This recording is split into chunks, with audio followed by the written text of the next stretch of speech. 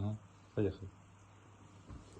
Короче, такая ситуация. Ребенок старший прыгал на диване, и теперь он в определенном месте все время скрипит.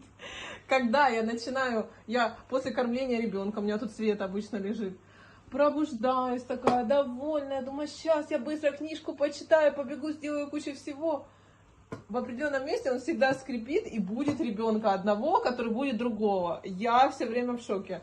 Я придумала такую стратегию. Беру такая, значит, не надавливаю теперь боком, вот там, где скрипит, а перекладываю вес на другую, значит, зону, вот так вот беру, тут ребеночек спит, я аккуратненько, чтобы его не задеть, и такая гусеничка, такая ползу, Ну, прям попкой такая, да? потом раз, хоп, встала и пошла. И так